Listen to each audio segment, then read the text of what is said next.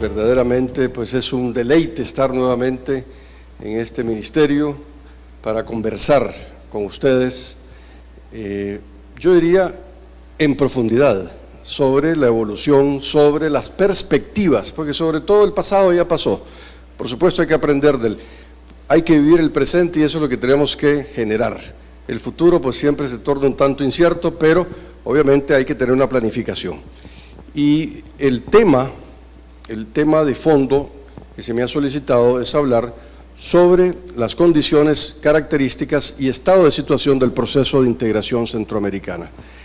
De suyo está resaltar para el caso de Guatemala, que es el líder en Centroamérica, no solo en el proceso de integración, sino que también en donde se ha generado verdaderamente las ideas y todo el esfuerzo encomiable de liderazgo para poder un proceso que tiene, como todo en la vida, subes y bajas, ¿verdad? Pero que nos ha permitido ubicarse como segundo mercado más importante después de los Estados Unidos de América y muy cerca de los Estados Unidos de América, Centroamérica como nuestro mercado real. Este día, aquí a Omaco le voy a hacer una pequeña comercial. He modificado un poco mi planteamiento que la vez pasada también les compartí, porque hoy sí vengo ya con un sentido mucho más proactivo, no crítico, proactivo, porque tenemos que tirarle un salvataje al proceso de integración. Es decir, nosotros no nos podemos dar el lujo de no liderar el proceso de integración centroamericana desde la perspectiva cualitativa y desde la perspectiva cuántica. Es decir, nosotros somos el principal socio. Arriba del 36% participamos, solo para que tengan en perspectiva, del intercambio de bienes y probablemente de servicios en el área centroamericana. Bien, ¿por qué toda esta introducción? Por tres razones. Primero, porque para nosotros la región y para Centroamérica como tal, representamos, si ustedes se recordarán, apenas una pequeña parte de lo que Latinoamérica en general tiene incidencia en el mercado internacional y sobre todo en el Producto Mundial Bruto. Toda Latinoamérica, incluyendo Brasil y México, por supuesto, apenas llegamos al 9% o 9,5% del Producto Mundial Bruto. ¿Se imaginan ustedes, no Centroamérica, solo nuestro país, lo que significa en el peso específico del Producto Mundial Bruto? Si somos realmente ínfimos. Pero aparte de eso, la conceptualización del proceso de globalización como que todavía no lo asimilamos y esto va enormemente a velocidades extraordinarias y por lo tanto nuestro proceso requiere no solo de una refundación, de un replanteamiento, sino que también de un juicio crítico de qué es lo que queremos hacer con el proceso de integración. Es decir, esto es como en un presupuesto de una casa, que sabemos que hay contingencias, que sabemos que existen ciertas limitaciones, que sabemos que van a haber nuevos miembros. Entonces, ¿cómo readecuar ese presupuesto? Pero sobre todo, ¿cómo echamos a andar ese presupuesto para poder satisfacer nuestras necesidades y generar, que es lo más importante al final del día, generar bienestar a la población, al ciudadano y a la ciudadana de a pie? Esa es la clave en esto. Bien, voy en segundo lugar, a referirme a la configuración centroamericana. Se habla, por ejemplo, del CA2, es decir, Guatemala y El Salvador, efectivamente son los motores, porque son donde está el Producto Interno Bruto mayor en Centroamérica. Estamos hablando prácticamente del 50% de la población y más o menos un 42% del comercio intrarregional. Guatemala y El Salvador, eso es lo que consolidan como proceso de integración. El CA3, sumando a Honduras, ¿verdad? Representa, por supuesto, un mercado muchísimo más atractivo, dado que Honduras es un comercio importador netamente. Pero aquí hay tres cosas adicionales. Tanto el CA4 como el CA2, que representa Panamá y Costa Rica,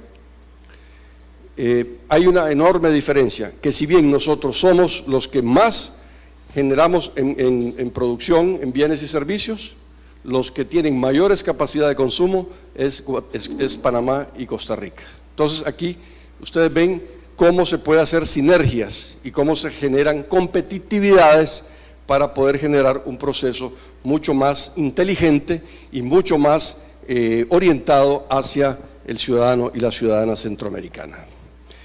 La segunda consideración básica es ponerles en perspectiva que aproximadamente entre un 12 y un 15% de la población centroamericana vive en frontera. ¿Qué significa esto? Significa que esa población recibe la influencia por lo menos de dos o más idiosincrasias, culturas, sistemas de negocios, etc. Ergo, este es un tema realista, pero lo que más quiero llegar a enfatizarles es para que ustedes vean los procesos sinergiales que podemos hacer a nivel regional. Centroamérica, y ahora ya no solo es Guatemala, El Salvador, Honduras, Nicaragua, Costa Rica, sino que está Panamá, Belice y la República Dominicana, posee más de 18 puertos internacionales de clase mundial. ¿Cuánto cuesta un puerto? Solo el puerto de la Unión de Centroamérica, que está en El Salvador, ¿verdad? Cuesta más o menos unos 200 y pico de millones de dólares y ha sido puesto en pausa desde hace 5 o 6 años. Esto es terrible, una inversión que el Estado salvadoreño está pagando y que no se ha utilizado. Ahí hay un tema que, aparte de ver las interioridades, creo que estratégicamente es un error. Pero también es un error tener tantos puertos, porque cuando ustedes ven un país como Colombia, que es mucho más grande en la economía colombiana que toda Centroamérica, tiene prácticamente 2 puertos importantes. Y nosotros nos damos el lujo de tener 18 puertos. ¿Cuánto hemos invertido ahí? Aeropuertos internacionales, pues tenemos más de 16 aeropuertos internacionales. Muy importante también es lo que podemos tener conjuntamente. Hoy pues tenemos un canal de Panamá estratégico, en ampliación, casi ya terminado, pero también Nicaragua quiere hacer su canal. Y de eso podríamos hacer un colofón porque sí tengo bastante información para compartirles. Desde en este momento les puedo decir, si me preguntan, bueno, ¿y usted cree? Bueno, pues como Lázaro, ¿verdad? Hasta no ver, no creer, pero de que hay síntomas, sí hay síntomas muy claros de que el canal va. En tercer lugar, hay un listado que hicimos desde la época de la SIECA y ahora en el SICA, tuve el honor de presentárselo a los japoneses. Lamentablemente, cuando esto sucedió, vino el problema del terremoto, el tsunami, la voladura de la planta nuclear japonesa, y eso se quedó en los papeles. Pero Centroamérica no solo tiene el tema del ferrocarril, que es una quimera, en honor a la verdad es una quimera porque no es rentable en la concepción del tren rápido, pero en un tren mucho más modesto, mucho más, creo que sí podría tener viabilidad a nivel regional. Pero hay otros proyectos más sencillos, como es el transporte de carga de corta distancia a nivel de los puertos en el Pacífico y los puertos en el Atlántico. Esto podría ser un proyecto muchísimo más interesantísimo para los países y para la productividad y elevar la productividad a nivel regional. Y el otro tema que creo yo que es importante establecer con ustedes es lo que se denomina el doing business en Centroamérica. Ustedes se imaginarán lo difícil que es para un empresario venir a Guatemala, estar con un régimen comercial, tributario, cambiario, crediticio, financiero, y luego pasarse 2 horas y media después a El Salvador y tener otro régimen monetario, cambiario, crediticio, fiscal, societario, ¿verdad?, comercial, diferente. Entonces son 8 legislaciones totalmente diferentes que un empresario dice, para ese mercadito, para esa complicación de mercado, pues como que es muy caro, ¿verdad? Y mis transacciones, mis procesos de transacción, mis costos de transacción se me elevan. Pero también hay otras oportunidades y obviamente vamos a hablar, como les ofrecí, en profundidad. Nosotros tenemos, como Guatemala, tenemos varias opciones que podemos implementar y desarrollar. Por ejemplo, a nosotros nos interesa otro mercado. Y ustedes dirán, ¿cuál mercado? Uno muy cerca nuestro, Belice. Belice es un mercado pequeño de 300 y pico mil de habitantes, en donde el 28% de la población es salvadoreña, o 30%, increciendo, en donde los beliceños compran sus productos en Europa y consolidan sus compras en Trinidad y Tobago y en Jamaica. ¿Por qué nosotros no podemos llegar a un acuerdo a nivel centroamericano de decirle a Belice, y les voy a dar con toda claridad cuál es el leitmotiv de esto? Los precios de transacción y, más importante, la rotación de inventarios. Cuando Belice compra con el CARICOM y consolida en Trinidad y Tobago y en Jamaica, genera tiempos muertos de aproximadamente 3 meses en su rotación de inventario. ¿Esto qué significa para Belice? Más capital de trabajo. Por lo tanto, al requerir más capital de trabajo, se le encarece el producto. Y por lo tanto, ¿a quién se lo trasladan? Al consumidor. Porque nadie paga mentiras que las empresas absorben nada. No es cierto, se traslada el precio. Entonces, ¿por qué no hacemos más pragmática nuestra relación centroamericana con un país como Belice? Otro nicho de oportunidad nuestro como Guatemala. Nosotros nos hemos especializado en baby vegetables, o sea, lo que son vegetales. Nosotros tenemos unas ventajas comparativas y competitivas, a Dios gracias, por toda la gama de producción y manufacturas. El Caribe no produce nada de nada. Claro, está Nestlé, está Procter & Gamble, pero están por otras razones. Entonces, ¿por qué no buscamos un acuerdo de asociación? Porque no es un solo acuerdo de libre comercio, el acuerdo de asociación va más robustecido con el intercambio político, con el intercambio de cooperación, etcétera, con el Caribe. Esto, por supuesto que cuesta, por supuesto, pero naturalmente el tema es verlo desde una óptica de pragmatismo. Costa Rica ya tiene un acuerdo de libre comercio con varios de los países del CARICOM. Pero aparte de ello, como Centroamérica, tenemos otro nicho de oportunidad. El sur de México, desabastecido. El sur de México es un mercado desabastecido porque el norte de México no le interesa el sur de México. Le interesa, por supuesto, el gran, coloso hacia el norte, para no mencionarlo, los Estados Unidos de América, Canadá. Naturalmente, para ellos es mucho más conveniente y estratégico trazar líneas de infraestructura, de conectividad, etcétera, hacia arriba, al sur. Entonces, ¿por qué no buscamos con México un acuerdo de asociación? Pero de veras, pero no que me paren mi camión en la frontera, ¿verdad?, por orden de la jefatura del estado de Chiapas, ¿verdad? Este es lo que creo que tenemos que entrar en una nueva era como Centroamérica. Este día voy a entrarle con un sentido, repito, muy proactivo al proceso de integración, porque yo siento que se nos presenta nuevamente una gran oportunidad de refundar, de repensar el proceso de integración, porque también está, yo diría, si no agotado, está fatigado, tiene enorme fatiga. Y cuando un avión está fatigado, pues lo paran, le hacen los cambios necesarios, porque hay fatiga, ¿verdad?, en los materiales de construcción, de los repuestos, etcétera.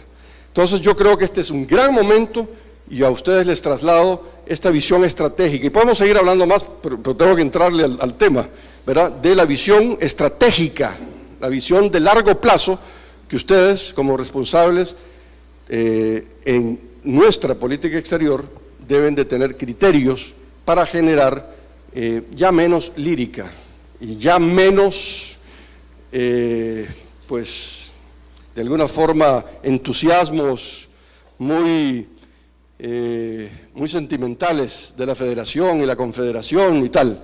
Este es un tema, como yo se lo decía a los presidentes en mi calidad de exsecretario general del SICA, este es un tema de coordinación, no de amistades ni de enemistades. Eso es un tema de intereses. Y eso es lo que quiero yo este día, don Marco Antonio, entrarles para compartir con ustedes verdaderamente visiones estratégicas, pero naturalmente con una apoyatura del orden jurídico e institucional del proceso de integración. ¿Les parece? ¿Ya se despertaron? Bueno, vamos entonces a tener 4 segmentos. El primer segmento es el tema conceptual, que es un tema denso, pero es importante que ustedes entiendan la sustancia de todo lo que está aconteciendo y por qué ha acontecido y hacia dónde es posible que acontezca. Por eso hay que tener bien claro cuáles son verdaderamente las oportunidades para aprovecharlas. El segundo segmento ya es más fácil porque está el tema de la normativa y del funcionamiento institucional del SICA. El tercero viene yo diría, una bocanada de aire fresca para que ustedes vean dónde están los nudos gordianos del proceso de integración.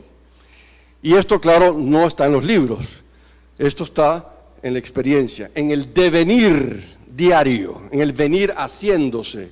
Y solo los que hemos estado donde asustan, sabemos, y se los quiero compartir de una forma muy clara, muy serena, sensata, pero sobre todo con ánimos de generar condiciones para esta refundación y este nuevo enfoque sobre la integración centroamericana. Y un cuarto segmento que es ya para al final, les voy a poner el video que a mí me gusta muchísimo sobre las sinergias centroamericanas y un video que tiene un colorido precioso en donde ustedes ven cómo Centroamérica tiene enormes capacidades, no solo desde una perspectiva de cohesión y de integración, sino que también desde una perspectiva de generar riqueza y de generar inserción social y bienestar a la población centroamericana. ¿Estamos de acuerdo? ¿Hay alguna pregunta? Empezamos entonces a pulular en Centroamérica. Bueno, ¿me pueden apagar esta partecita de aquí para que se pueda resaltar más perfecto? Con el sugestivo nombre, la situación actual del proceso de integración centroamericana, pues me han pedido que aborde este proceso y vamos a entrarle a este primer segmento, que es la conceptualización del proceso de integración. Miren, las ideas que son objeto de visión clara para la mente, decía Aristóteles, no vienen simplemente de sacaditas de la manga y aquí las voy a usar. Las ideas vienen de procesos de contemplación, de observancia, de articulación y, por supuesto, de ensayos, pruebas y errores. Entonces, en Centroamérica hemos sido, yo diría, de una forma inducido al inicio, ¿verdad?, por una entidad que se llama CEPAL, es la Comisión Permanente para América Latina de Naciones Unidas, en la década de los 50. Ahí se genera, ¿verdad?, un modelo de integración, más que un proceso, porque nosotros, a partir de 1823, tenemos más de 20 intentos de reunificar Centroamérica, pasando por la Confederación Centroamericana, los pactos de Amapala, etcétera, los pactos de Washington, ¿verdad?, en 1907, en donde por vez primera aparece la Corte Centroamericana de Justicia. Miren desde cuándo traemos nosotros ese ácido desoxirribonucleico mitocondrial, que es el ADN centroamericano nuestro, para generar este sentimiento y esta responsabilidad histórica del proceso de integración centroamericana. Entonces, no es dable hablar de que no llevamos en la sangre ese ADN centroamericano.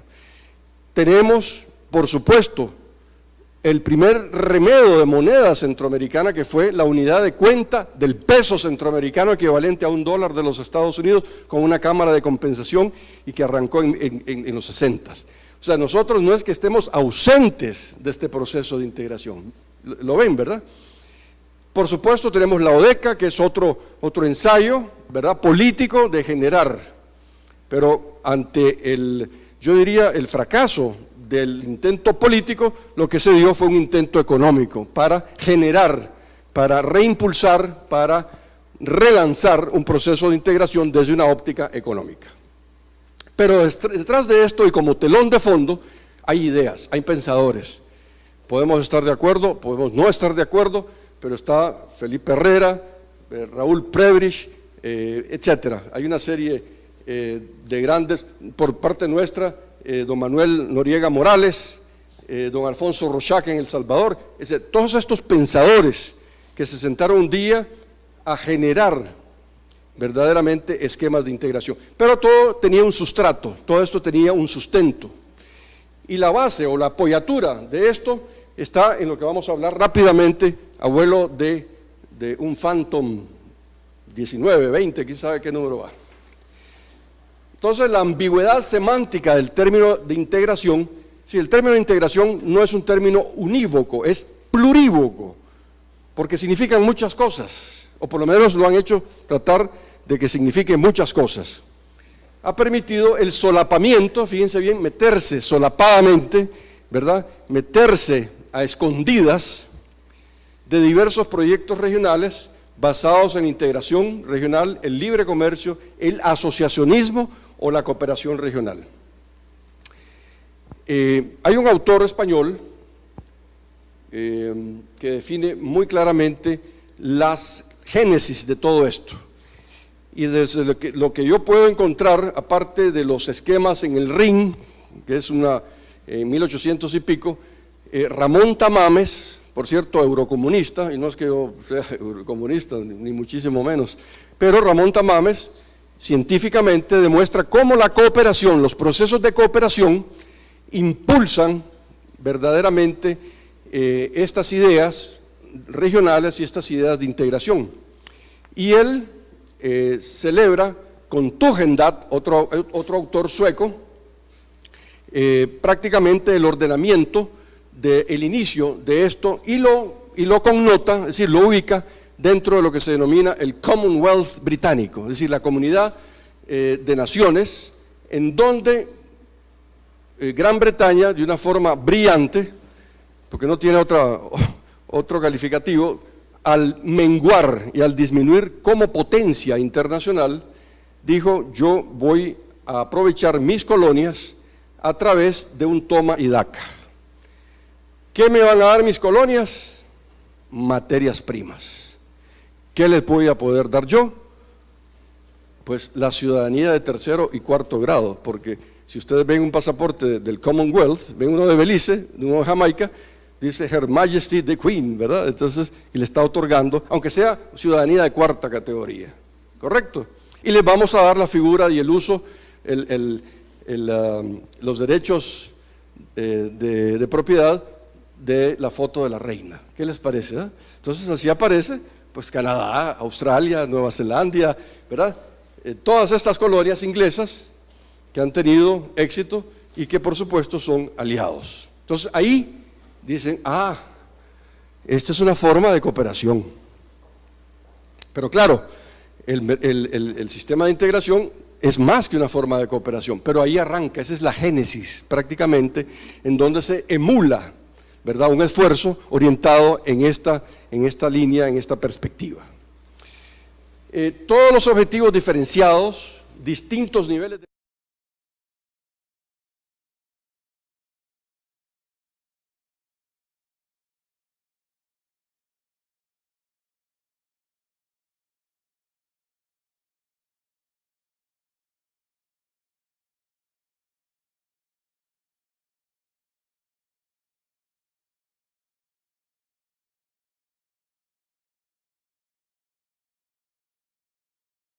que tiene cuanto Tratado de Libre Comercio ha podido suscribir, incluso, no voy a decir que violentando porque no tengo yo jurisdicción, pero pasando por alto el protocolo de Guatemala, ¿verdad? Si quieren más adelante les puedo hablar sobre el diferéndum, que hay un juicio arbitral, es un proceso arbitral entre Costa Rica y El Salvador en el marco del DR-CAFTA. Entonces, en Centroamérica hay como Nicaragua con su proceso ALBA, ¿verdad? Entonces ven ustedes como hay diferentes líneas, diferentes formas no coherentes en materia de política exterior y de política comercial hacia afuera. Entonces aquí se está presentando pues yo diría un desorden dentro de un proceso, dentro de una unicidad de proyecto. La atomización ha mermado la capacidad de articulación potencial de las instituciones regionales. Claro, cuando uno llega con la exministra de Costa Rica a decirle, mire, es que el proceso de integración central, no, nosotros queremos hablar de TLC con Hong Kong, con la Luna, con Júpiter y con Marte. Ah, bueno, perfecto, entonces, pues, no hablemos de eso, pero ya van a ustedes saber inmediatamente en qué corriente se mete ella desde el punto de vista del regionalismo a nivel centroamericano. Y por eso es que quiero que ustedes entiendan bien esta génesis, de dónde arranca toda esta mal concepción o todas estas formas de ver Centroamérica. Bien, en esa virtud, bloques de comercio y espacios de preferencias arancelarias han configurado las modalidades de regionalismo. Obviamente, dentro de este grupo, dentro de este contingente, los bloques de comercio y espacios de preferencias arancelarias, tenemos el típico ejemplo de la ALADI, que es la Asociación Latinoamericana de Libre Comercio. Tenemos el TLCAN, ¿verdad?, que esto es los países de lo que se denominó después el Pacto Subregional Andino. Tenemos, por supuesto, el DR-CAFTA, el grupo de los tres conformado por Colombia, México y Venezuela, que luego en el 2006 migró. En este espacio de preferencias arancelarias era única y exclusivamente facilitación comercial y tráfico comercial. Es un enfoque, ¿verdad? Que, repito, vamos a ver dónde tiene su apoyatura doctrinal, dogmática, ya lo vamos a ver después. Luego, los procesos de integración regional, cuyos objetivos es la conformación de unión aduanera, que esto sí es clave. Para un proceso de integración, la unión aduanera es fundamental. Sin eso es muy difícil. Y la profundización de políticas comunes. Tal es el caso del SICA, ¿verdad?, la CAN, que es la Comunidad Andina de Naciones, el CARICOM y el Mercosur. Y luego procesos de cooperación, colaboración y complementariedades. Aquí está el caso de ALBA, la Asociación de Estados del Caribe, la CELAC, la Organización de Cooperación Amazónica. No le sonaba a ustedes, pero hay un proceso en Brasil, ahí tiene su sede esta organización, y el proyecto de UNASUR. La integración, entonces, es un concepto y una aspiración ligada al imaginario colectivo, y esto me ha permitido utilizar algo así como muy retórico, ¿verdad?, al imaginario colectivo que se conoce y que se impulsó en América Latina desde la década de los 50 por CEPAL. ¿Qué significa esto? Significa que nosotros, ante lo plurívoco del vocablo integración, pues le hemos metido cuanta fantasía y cuanta imaginación y cuanta justificación para decir que también ese es un proceso integrador. Pero, como dicen los ejecutivos, los capitanes de industria hoy, bottom line, eso no es cierto.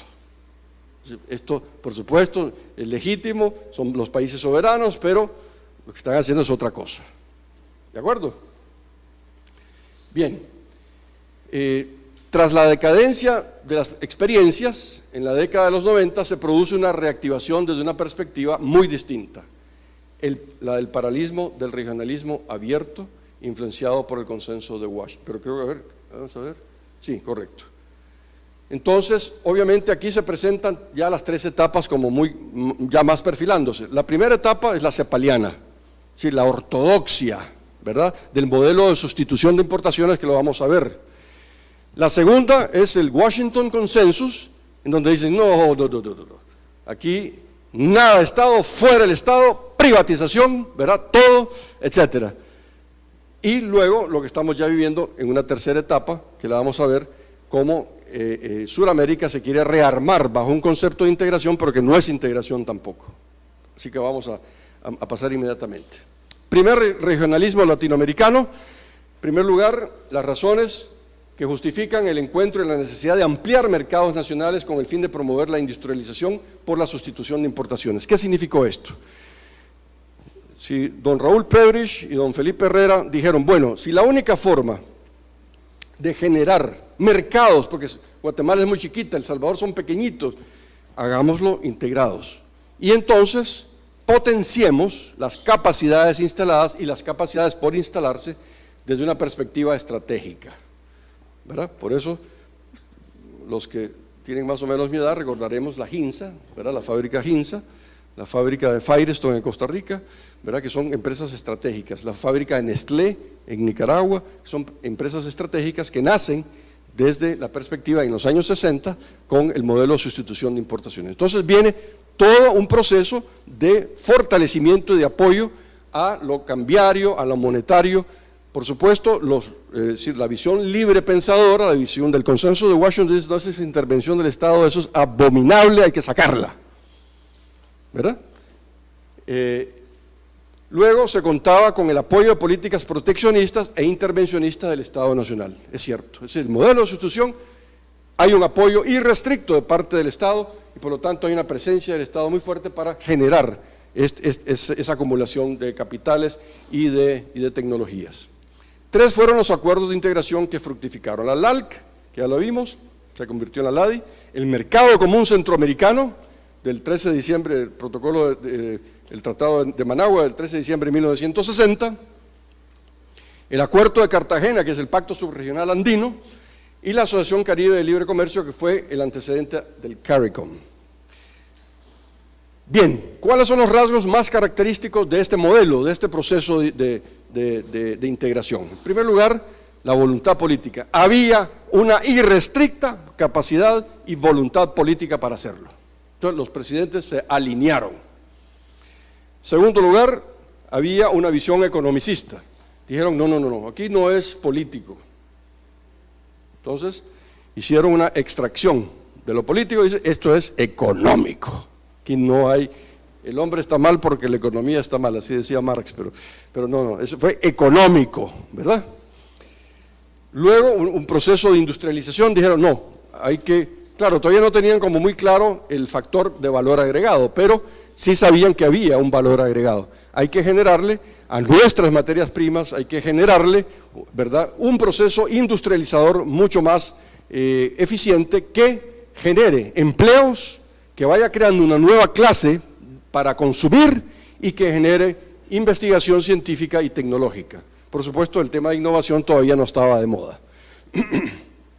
Luego, se obtuvo una adecuada conjugación con los criterios metodológicos recomendados, los cuales advertían, y esta es aquí la clave, CEPAL siempre advirtió sobre las exigencias del modelo, entre las que destacaban las siguientes. Es decir, todo está bien, muchachos, pero ojo. Sí. Pero solo se debe ver que se machaca la presentación al final. Sí.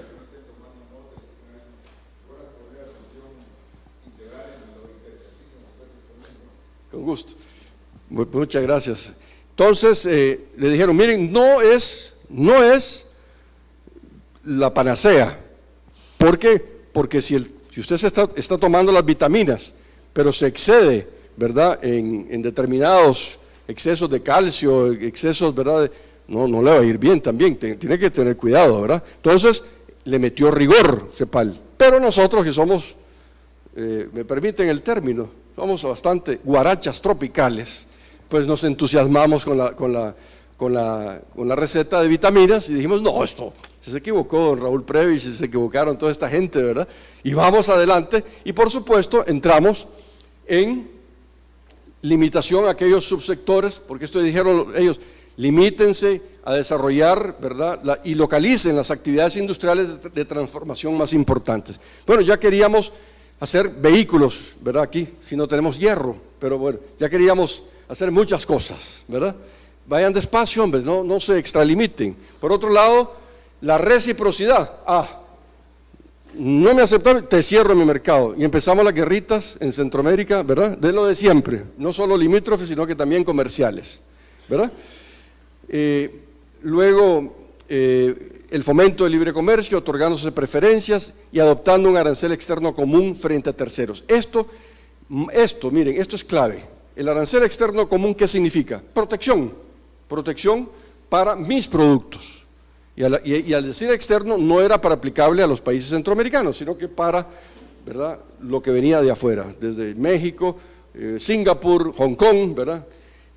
Y luego, el gradualismo, fíjense bien, pero aquí no quisimos quemar etapas, nos fuimos, como que nos agarró, como dicen, la ansiedad, ¿verdad? Comimos ansias y, por supuesto, nos tropezamos con piedras, ¿verdad? Entonces, la integración, ¿verdad?, no quemó etapas, y el régimen especial para los países de menor desarrollo relativo a cambio de garantizar reciprocidades. Esto era muy importante porque Guatemala y El Salvador y después Costa Rica eran los que más se aprovecharon del mercado común centroamericano. Y, por supuesto, Honduras y Nicaragua alegaban que estaban en desventaja y por lo tanto se estaba profundizando las asimetrías de carácter comercial y de carácter económico. Bueno, ustedes me preguntarán, ¿y qué se dio a cambio? Pues yo les puedo decir un tema muy concreto que se otorgó. Por ejemplo, se recordarán ustedes, en 1991, 92, cuando la derrota del sandinismo por doña Violeta de Chamorro, Centroamérica, en el 90 fue, Centroamérica le otorgó preferencias a Nicaragua desde el punto de vista arancelario para que gravara y tuviera ingresos adicionales para el robustecimiento de su economía. Ahí tienen ustedes un caso típico para generar procesos, ¿verdad?, de combatir las asimetrías a nivel centroamericano, para no complicarles más la vida. Segundo, ¿verdad?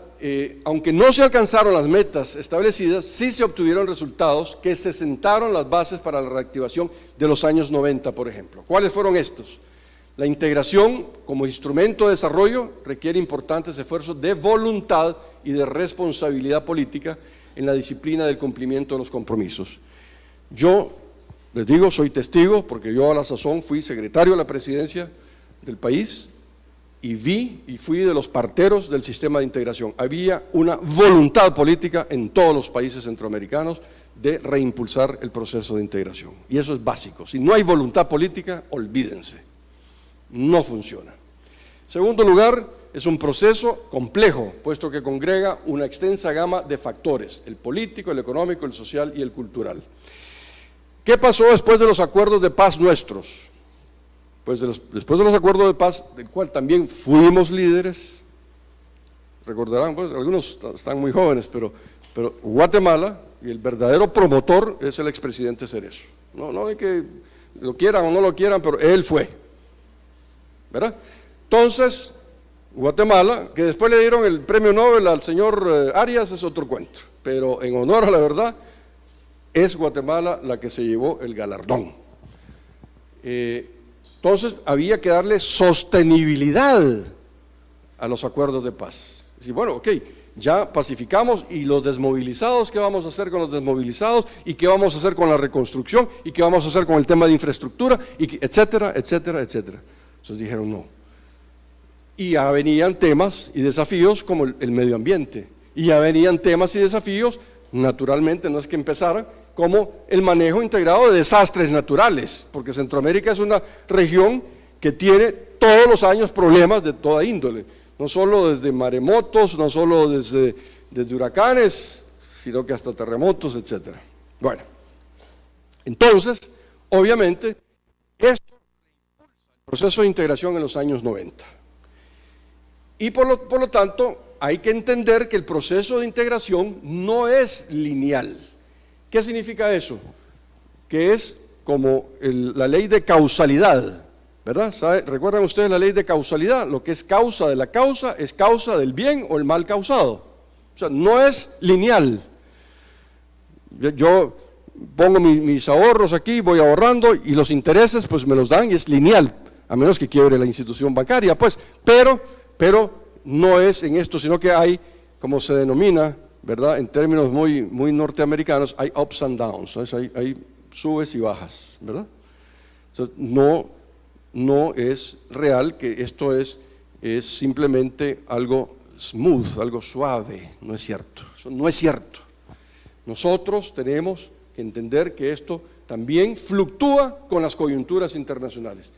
Que dicho sea de paso, ¿qué le ha pasado a Centroamérica cuando hay recesión a los Estados Unidos, su principal mercado? Buscan Centroamérica.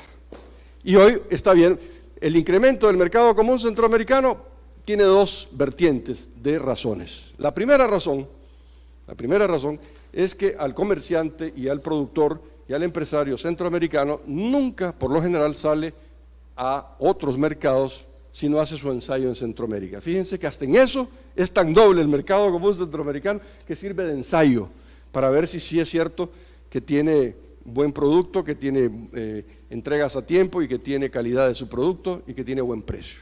Una vez que ya, como dicen, lo probó, salimos a otros mercados. Y el segundo es que cuando hay recesión en Estados Unidos, inmediatamente empezamos a buscar guarida, refugio en Centroamérica. Entonces, ¿cómo no vamos a aprovechar? Y como yo lo he dicho en varias ocasiones, si un mercadito tenemos y si lo perdemos, ya no lo vamos a recobrar, por favor. ¿Cómo no vamos a ser sensatos? Porque esa es la hora de la sensatez, de robustecer nuestro proceso de integración. Bien. Entonces el regionalismo de Prebrich, el regionalismo ortodoxo, ¿verdad?, tiene un nuevo, entre comillas, hálito, una nueva bocanada de aire fresca. Y dicen los sabios del Washington Consensus, del consenso de Washington, no, el Estado, no, saquen al Estado de ahí. Eso es corrupción, eso es discrecionalidad y un largo etcétera. Sus subsidios, no, eso no. Entonces entramos aquí al regionalismo abierto. Ya hemos pasado el regionalismo ortodoxo, digámoslo, vamos con el regionalismo abierto. ¿Qué se caracteriza aquí?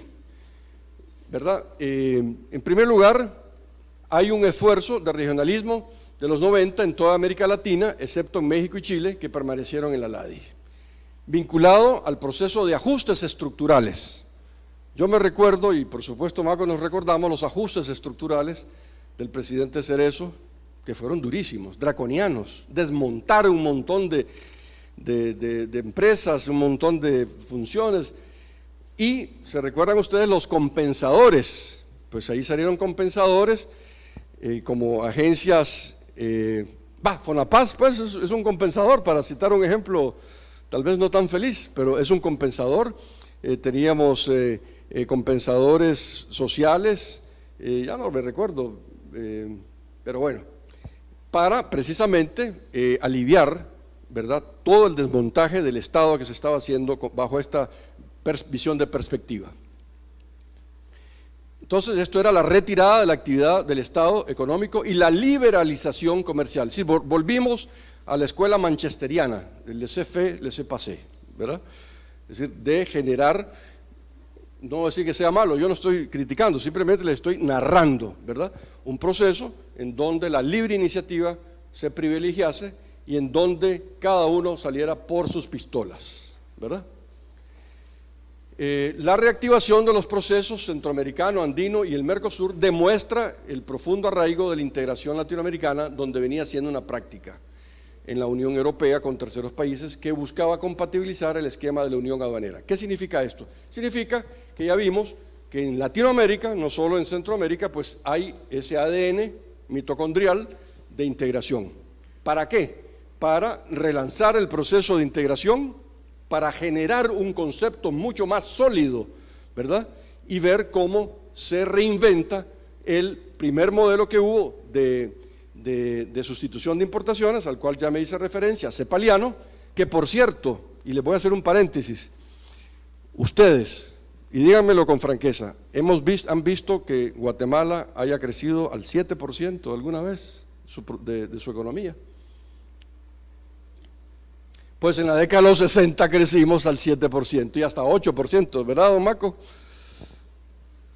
En honor a la verdad, y yo no es que sea, ¿verdad?, el gran fan y el gran admirador del modelo de sustitución, pero ahí está. Y incluso si quieren buscar un estudio que hay en la SIECA sobre la valoración del rendimiento del modelo de sustitución, dice 3 cosas vitales. La primera es que el modelo no se terminó de implementar. La segunda es que ese modelo surtió efectos, pero que no se le achaca al modelo per se el fracaso del modelo de sustitución. ¿Por qué? Porque entraron ya factores de carácter político. Y el tercer modelo, la tercera razón que da es que este modelo fracasa porque no se quemaron las etapas que se habían sugerido, se habían diagnosticado. Bueno, pero no obstante eso, el mercado común centroamericano, retraído, ralentizado, como se estila decir ahora, ralentizado, con bajo perfil, como que le echaron urea, ¿verdad? Y volvió a reactivarse, pero bajo esta óptica del regionalismo abierto, ya no dentro de la ortodoxia de CEPAL, ¿correcto? Me van siguiendo, ¿verdad? Es que esto es clave, si entienden esto, entienden integración. De lo contrario, me es más difícil que después vayamos a ver cómo accionan, cómo se operativizan, cómo se implementan las instituciones regionales, y menos cuando les hable de supranacionalidad. Ok. Después, la reactivación pues se da en esto, ¿verdad? Y busca, por supuesto, la Unión Europea aliados. Y dice, Centroamérica es el esquema probablemente después de nosotros, pero por supuesto a leguas de distancia, más cercano a la Unión Europea. Y dicen, señores y señoras, esta es una oportunidad para relanzar el proceso de integración centroamericana. Bueno, y entonces nos embarcamos en esto, ¿verdad?, con una lógica controvertida del regionalismo, ya que los países no contaban con una unión aduanera, ni siquiera con zonas de libre comercio perfectas. ¿Qué significó esto? Significó que desde la ortodoxia del primer modelo, en donde sí conformamos una zona de libre comercio, pero no llegamos a completarla. ¿En qué sentido? Nos limitamos a más o menos un 97% de los productos. Por lo tanto, ahí el tema del azúcar, el café y otros no quedaron dentro de la zona de libre comercio a nivel regional, ¿verdad? Y muchísimo menos que en el Tratado General de Integración Centroamericana de Managua del 13 de diciembre de 1960 sí se contempla la unión aduanera, pero no dimos el salto de calidad. Entonces a la fecha no tenemos una unión aduanera. Para que vean, ¿qué será? Pues será un tema, yo lo que digo es un tema de voluntad política. Y por supuesto después podemos pelotear sobre este tema. Yo les puedo decir dónde están los nuditos gordianos, pero es una realidad de voluntad política. Luego el economicismo, la estrategia seguía pivotando en torno a aspectos económicos y comerciales.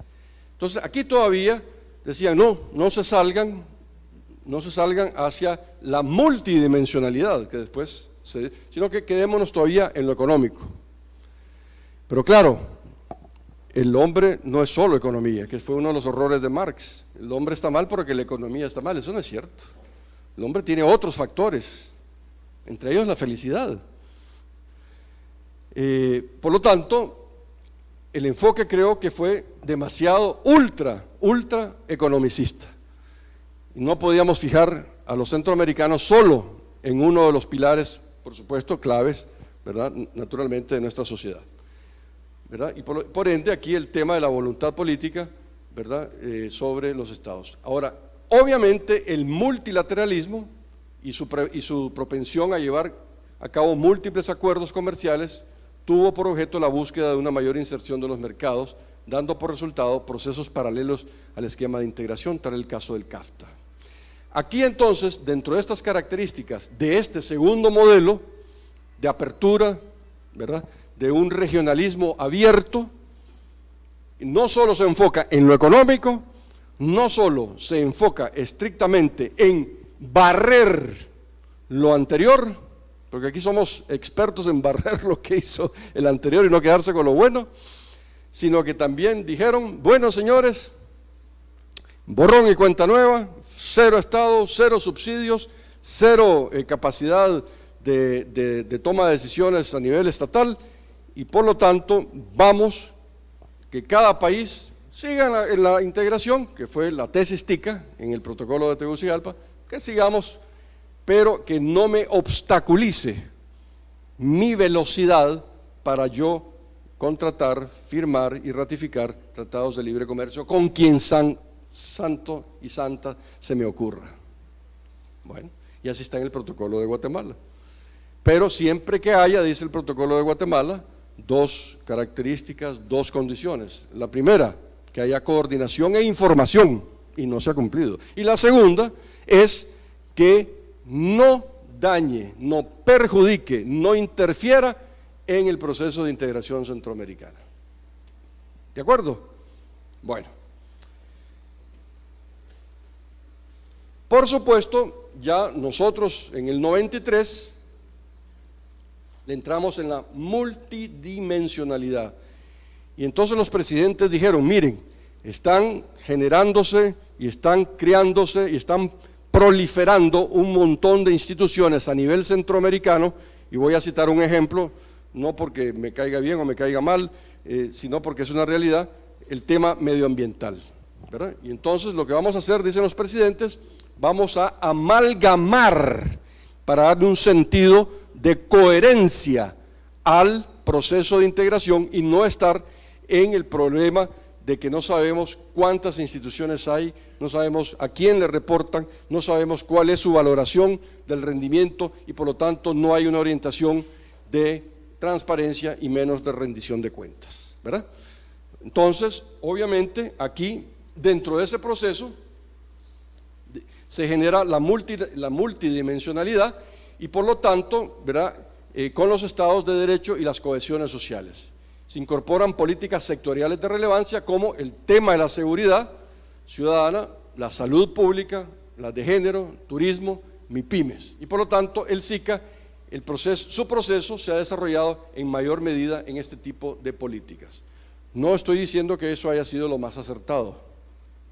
Lo vamos a ver, lo vamos a criticar, o al menos un sentido proactivo de esa multidimensionalidad. Porque si no pudimos con lo económico, pues imagínense meternos con otros temas todavía más complicados como la seguridad, que con gusto les puedo hablar. Mañana vamos a hablar en demasía sobre el tema de la seguridad.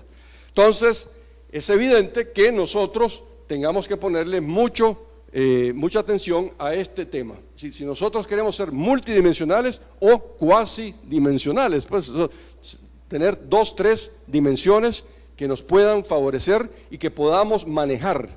Pero creo que tutti frutti es muy difícil agarrar todo a la vez y simultáneamente.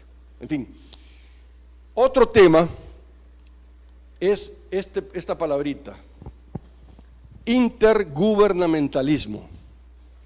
Cuando el SICA se diseña, se conceptualiza, se hace un verdadero esfuerzo de conceptualización, lo primero que dicen los presidentes es, pero no, yo mi parcelita no la toco. Eso de estar transfiriendo soberanía, pero miren, el problema, y esto es prima facie, es decir, de entrada, la supranacionalidad no se transfiere a la soberanía, si la soberanía es indelegable, no se puede quebrar, no se puede por pedacitos repartir, porque la soberanía ¿en dónde radica? Pueblo. Entonces eso es indelegable, por favor, lo que se transfieren son competencias, que es diferente, pero somos todavía tan, yo diría, puedo hacerles un paréntesis aquí histórico. Ustedes saben por qué se desquebraja Centroamérica, es decir, cuál es el verdadero, desde mi punto de vista, fundamento, y el de ustedes, vamos a ver si coinciden conmigo, el fundamento por el cual Centroamérica se desquebraja en la colonia.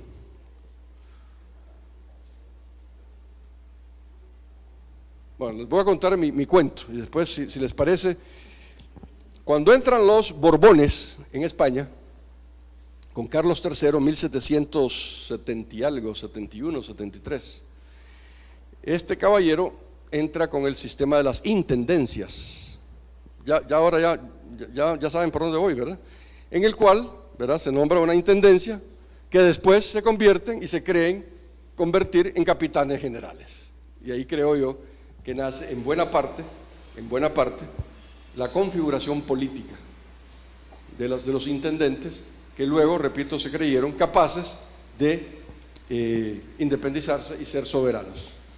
Ahí se genera el cleavage, como se denomina en la ciencia política, es decir, la fractura de Centroamérica, y propicia, ¿verdad?, ya enormemente y profundiza los problemas de que si me prestaban los señores Aycinena y los señores Salas, ¿verdad?, si contrabandeaba yo con los piratas que venían, ingleses que venían de Jamaica vía Costa Rica. Sí, todo esto se profundiza con el sistema de las intendencias. Y por supuesto, pues el tema de Cádiz, que después lo compacta a través del sentido municipal, es decir, el municipio, ¿verdad?, con la Constitución de Cádiz. Pero en 1771 y 73 se da el sistema de las intendencias. Desde mi punto de vista, y con gusto, creo que mi tesis doctoral está aquí en el archivo, lo pueden consultar si alguien quiere hacer algún estudio sobre ese fenómeno. Bueno, entonces el intergubernamentalismo, ¿verdad?, es el paradigma de la gobernanza de la integración que ha estado dominando, ¿verdad?, recayendo el peso sobre las discusiones de los estados nacionales y no en los órganos regionales. De ahí la responsabilidad del éxito o fracaso de que los procesos recaigan sobre los estados. Y esto lo digo con toda hidalguía y con toda sinceridad. No son las instituciones comunitarias o las instituciones regionales, son los propios estados. Así de sencillo, así de sencillo. Y si ustedes hacen un inventario de todas las obligaciones que se hacen en nombre y en representación del Estado, a la luz del Pacta Sunt Servanda, ¿verdad?, y del Jus Naturalis es stare pactis, van a ver cuántas cosas los estados han dejado de cumplir, ¿verdad? Lo que pasa es que, como ustedes saben, el tema de la retorsión y de la deducción de responsabilidades internacionales, pues es un tema que podemos hablar otro día de espacio con un café de por medio. Bueno,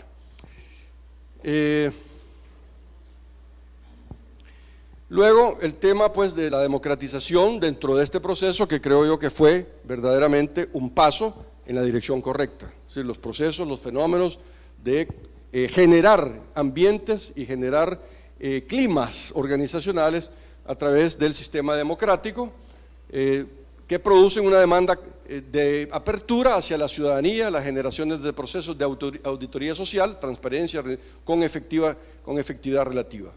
El modelo pues tiene su vigencia entre los años 1990 y podemos fijar aprox como una fecha que culmina en el 2005, si estamos hablando, ¿verdad?, de más de 15 a 20 años. El factor económico y comercial, crucial para este modelo, terminó plagado de irregularidades y de asimetrías. Los obstáculos comerciales no desaparecieron, las zonas de libre comercio nunca se perfeccionaron, aunque más avanzada en Centroamérica, pero sin llegar a la culminación. Es decir, nosotros no terminamos de hacer nuestra zona de libre comercio y le yuxtapusimos el DR-CAFTA después como otra zona de libre comercio, ¿verdad?, agravado con los tratados bilaterales que ya teníamos con la República Dominicana. Entonces nosotros tenemos una concurrencia, para los que conocen derecho internacional, una concurrencia normativa de 3 legislaciones diferentes, ¿verdad? La clásica, la real, con 50 y pico de años, que es la del mercado común centroamericano, ¿verdad?, luego la ALDR-CAFTA y los tratados bilaterales con la República Dominicana. Pero bueno, sigamos. Entonces ya tenemos el abordaje desde la perspectiva ortodoxa, la perspectiva abierta. ¿Hay alguna pregunta sobre esto? Por supuesto, aquí hay toneladas de papel que se han escrito al respecto. Aquí estamos haciendo un comprimido, ¿verdad?, de los aspectos más relevantes de estas etapas. Pero si hay algo que quisieran que ampliáramos, aclarásemos u objetarme, pues bienvenidos. Sí, por favor. La anterior información abierto, sí, que usted tuvo ahí habla sobre seguridad, salud pública y género y turismo, que son los temas que el SICA pues ha venido consolidando. En este caso sí, en teoría sí, se ha consolidado porque el poder está centralizado. La secretaría la manejan los presidentes. Entonces, yo pienso que yo difiero un poco de esto en la práctica, no, porque solo la parte económica, que es la zona de comercio, es la que está activa. Ahora, para echar a andar una región como Unión Europea, sí nos falta muchísimo. Pero yo creo que es más la voluntad política de los estados y que en Centroamérica también tendrían que descentralizar el poder para poder ejecutar otros proyectos que tengan en mente. Le agradezco el comentario y creo que estamos, si no en la misma sintonía, en la misma frecuencia. Miren, para ponerles rapidísimo en perspectiva, ustedes saben cuánto le dan los estados a una secretaría como la de género en el SICA anualmente. ¿Tienen idea ustedes de cuánto le dan los estados cuando le pagan?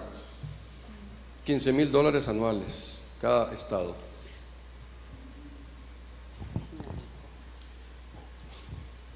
Cuando pagan, ¿verdad? Porque les digo, como les ofrecí hablar con claridad, Belice y Dominicana cuesta que paguen, ¿verdad? Pero eso le dan $15,000 a una secretaría, pues de suyo importante. A la CCAD, que es la de medio ambiente, creo que le dan algo así como $40,000 o $50,000 anuales cada país. Medio ambiente. ¿Con eso creen ustedes que las instituciones pueden operar, pueden realizar y pueden invertir? Si no es por la cooperación internacional, que es una de las cosas que yo siempre lo digo y es un caballito de batalla. Miren, ojalá no sea la concepción de que mientras haya cooperación haya integración. Esa es la tragedia para Centroamérica, ¿verdad? Pero ¿qué pasa? Que una CCAD, que una Secretaría de Género, está a merced absoluto de la cooperación internacional. Sí, por favor. Yo tengo entendido que existía un Consejo de Integración Social Centroamericana, el CISCA, antes, no sé si es en el seno del SICA o en de la CIECA, yo creo que es en el del SICA. Ya lo vamos a ver. Sí, pero yo me refiero a esto para aclararle a la compañera que las autoridades del país, viceministros del área social, integran este CISCA para tratar los temas sociales realmente, ¿verdad? Entonces no es que todo sea solo económico, sino que hay variación de temas y pues hay personas encargadas de tratar los especialistas en los países, ¿verdad? Correcto, y lo vamos a ver y lo voy a ver desde una perspectiva también crítica, porque en el caso del CISCA nunca se conformó, ni hay, al menos que yo, si lo hay me lo dicen por favor, ministros exclusivamente para el tema social. Hay viceministros, pero ministros per se. Entonces, ese es un tema. Y hay el protocolo de San Salvador, que es el protocolo sobre el sistema, el sector social, es el que regula, y lo vamos a ver más adelante, ¿verdad? Si me lo permiten. Pero sí, efectivamente, este esquema nuestro es multidimensional. ¿De acuerdo? Bien. En él se establece el modelo de integración que persigue la UNASUR y que gira en torno a 6 ejes. Miren. No, perdón. Aquí no. Vamos a ver, creo que me salté aquí. Su culminación, correcto. Bueno. Ahora vamos a ver el nuevo regionalismo postliberal. Es decir, ya sí, habíamos hecho aquí una pausa. Ya vimos el ortodoxo, ya vimos el abierto, ahora vamos a ver el post-consenso de Washington, ¿verdad? Porque dice aquí, aquí dice, fracasó el consenso de Washington, regresemos, ¿verdad? Y entonces, este esfuerzo se genera un documento que se denomina un nuevo modelo de integración en América del Sur hacia la Unión Suramericana de Naciones. Es del 2006 y supone un punto de inflexión en el regionalismo suramericano. ¿Esto qué significa? Borrón y cuenta nueva con todo lo que ha pasado y ahora nosotros somos los que tenemos la verdad absoluta, ¿verdad? Eso es lo que van a decir aquí. Este documento, elaborado por una comisión estratégica de reflexión convocada por UNASUR, y en él, ¿verdad?, se establece el modelo de integración para el UNASUR que gira en torno a 6 ejes fundamentales.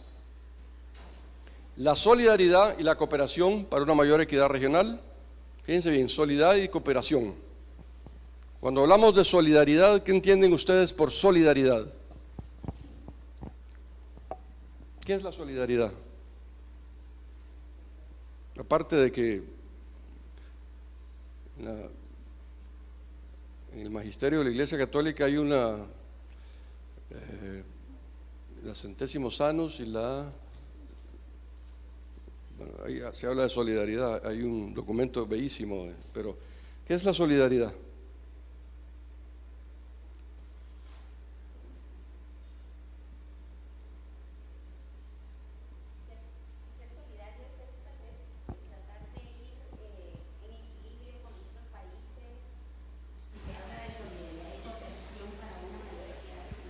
Pero miren, el vocablo solidaridad es usadísimo por todo el mundo. ¿Quién me lo conceptúa? No me lo defina. ¿Qué es solidaridad? ¿Qué es ser solidario? Buscar el bien común. Claro, ese es el efecto, pero las causas es compartir. Ahí va. ¿Quién más? Yo les voy a regalar un pensador francés, Jacques Maritain, que a mí me gusta muchísimo, define la solidaridad como una virtud o categoría, ¿verdad?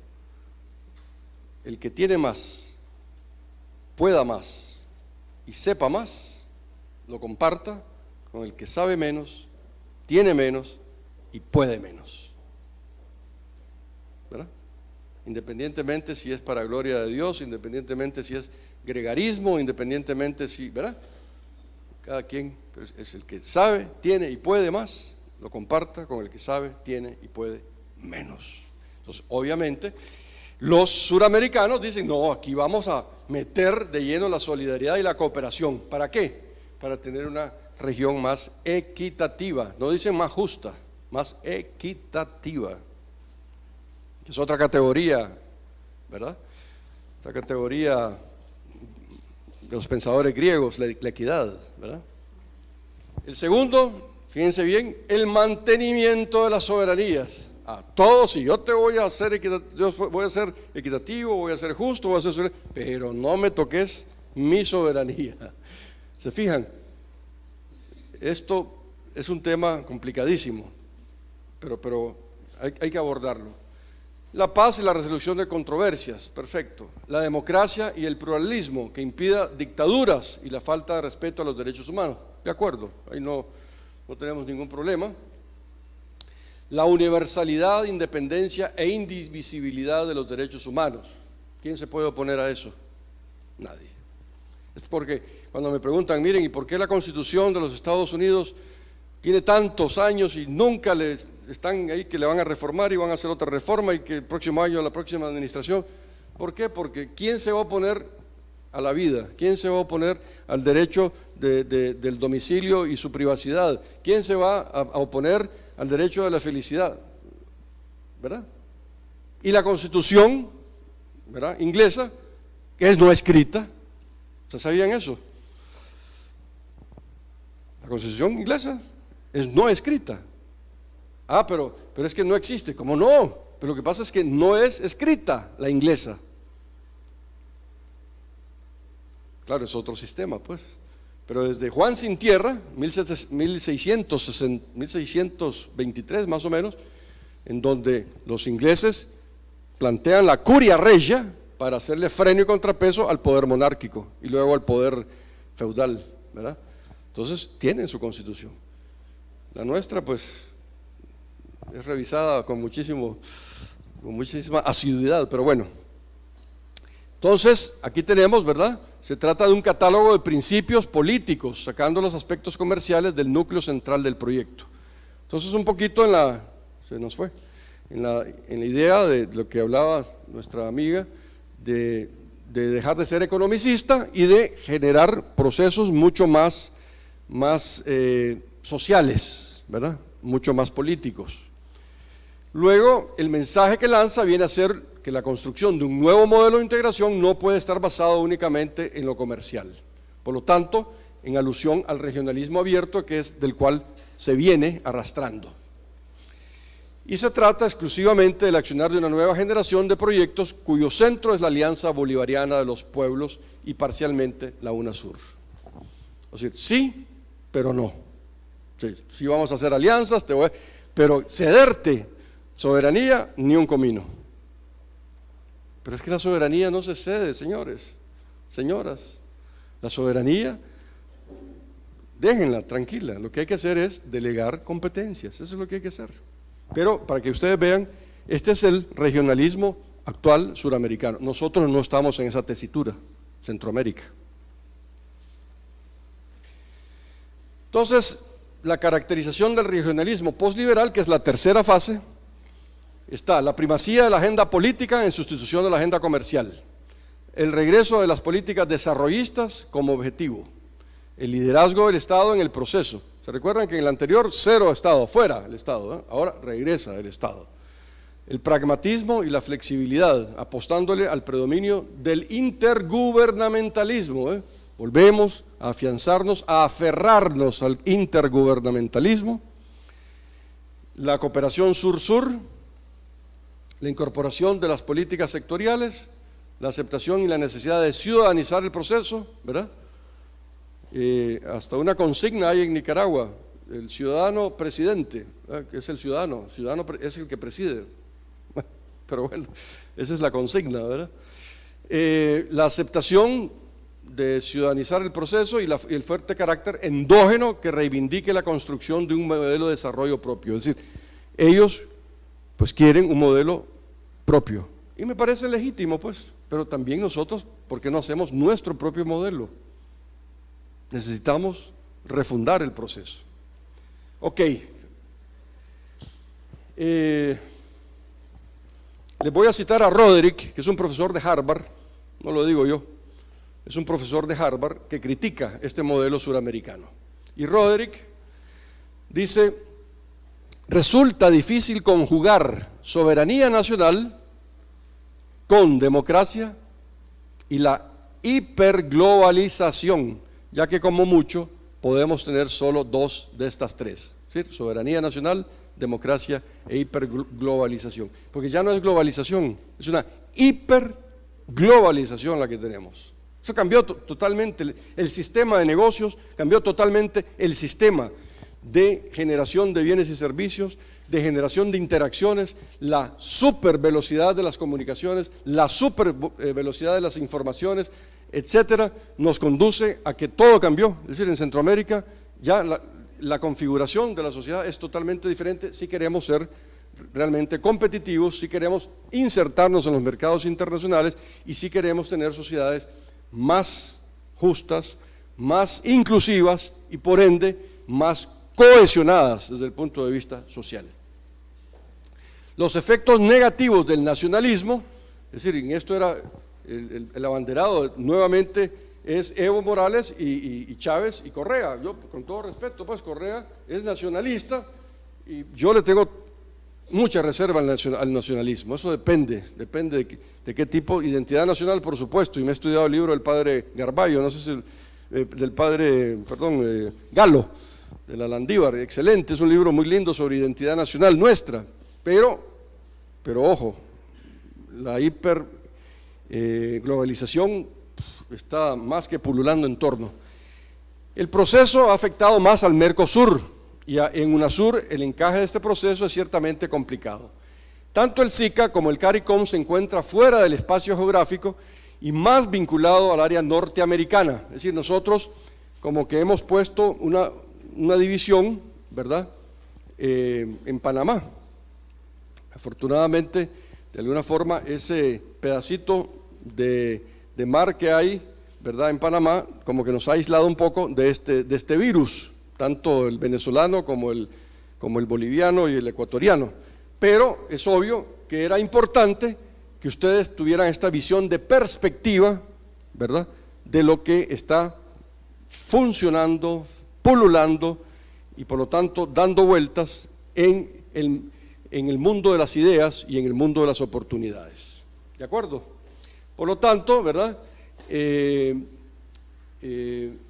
a Centroamérica le genera un proceso de obligación más de convivencia con el DR-CAFTA y la incorporación de países centroamericanos y caribeños al ALBA, tanto de tratado como petróleos, responde a intereses estrictamente muy puntuales.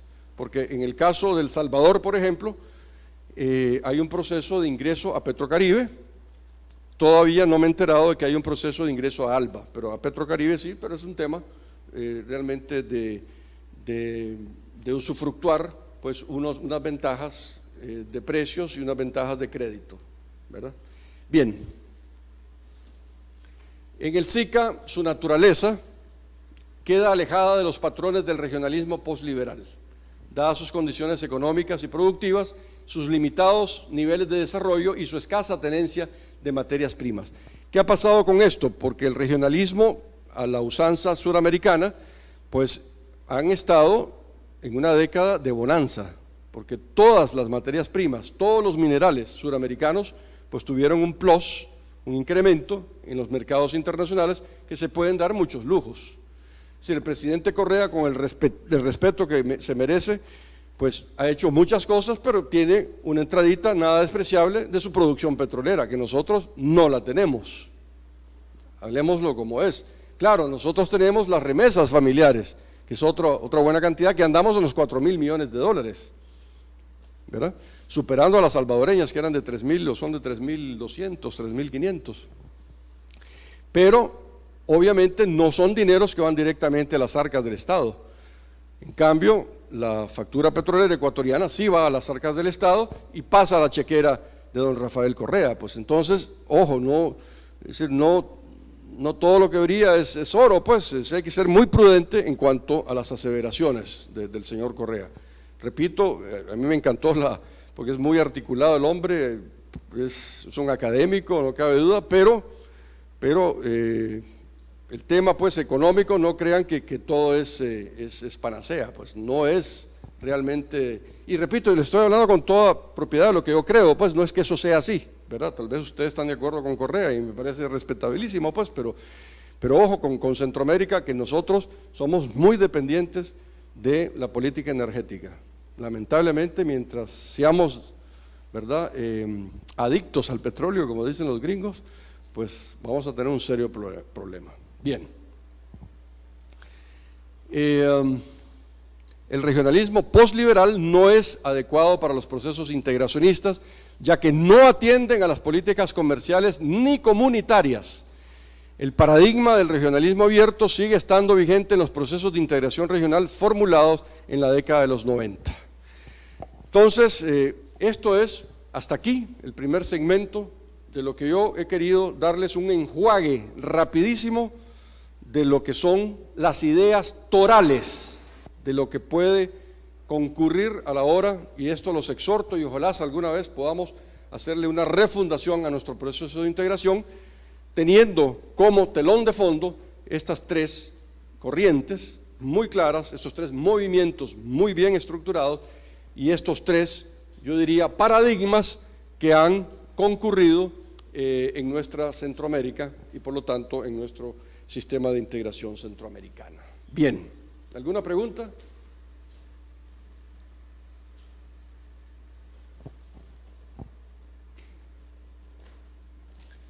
¿Alguna objeción?